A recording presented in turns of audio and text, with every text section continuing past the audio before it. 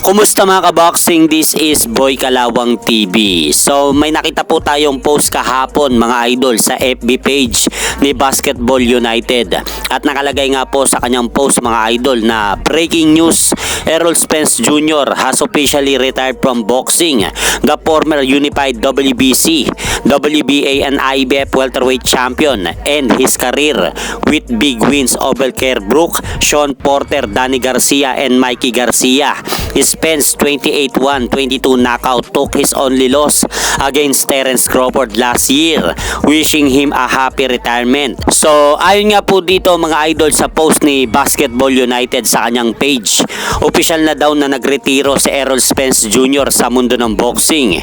Pero noong tignan po natin sa boxing website, wala pong tayong nakitang tuluyan na nagretiro si Errol Spence sa sport ng boxing. Kaya itong post ni Basketball United mga idol, maituturing po nating chismis lang ito.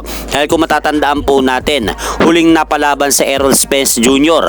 noong nakarang taon, nung labanan nito si Terence Crawford sa kanilang undisputed welterweight showdown, kung saan natalo nga po si Spence kay Crawford mga idol via TKO sa round 9. At matapos nga pong matalo ni Errol Spence Jr. kay Terence Crawford, magbabalik sana ito ngayong taon noong unang bahagi ng buwan para labanan sana si WBC World Super Welterweight Champion Sebastian Pondora. Pero hindi po natuloy ang planong pagbabalik ni Errol Spence Jr. sa ibabaw ng ring dahil mas piniling labanan po ni Sebastian Pondora itong si Tim Tszyu sa kanilang rematch, kung saan tinalo ulit ni Sebastian Pondora si Tim Tszyu sa kanilang pangalawang pagtotoo sa ibabaw ng ring via TKO. Kaya siguro pinost ni Basketball United kasi napakahabang panahon na hindi napapalaban si Errol Spence Jr. sa sport ng boxing matapos makatikim ito ng kanyang kauna-unahang talo sa kanyang buong professional boxing career sa kamay ni current undisputed world super middleweight champion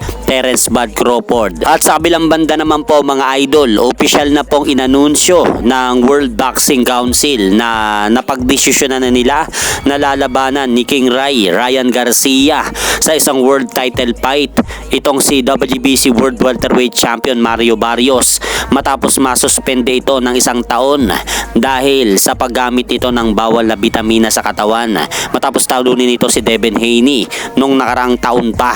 Dahil kung matatandaan, unang lumabas ang balita na ito na maglalaban si Barrios at Ryan Garcia sa report na inilabas ni Mike Kappinger ng The Ring Magazine sa susunod na taong 2026 sa unang bahagi ng taon na yan. Kaya po ngayon sa mga bumabatikos kay King Ray mga idol na dapat na walang karapatan ito na mapalaban sa isang world title fight, ay tumabi-tabi muna kayo dahil mismong presidente na ng World Boxing Council ang bumasbas kay Ryan Garcia na pwedeng labanan ito si Mario Barrios sa susunod na taong 2026. At hanggang dito na lang po muna ang aking update sa mga ganapan sa mundo ng boxing. At syempre mga idol, huwag nyo rin po kalimutan, pakisuportahan nyo naman po muna ang ating munting channel. Maraming salamat po.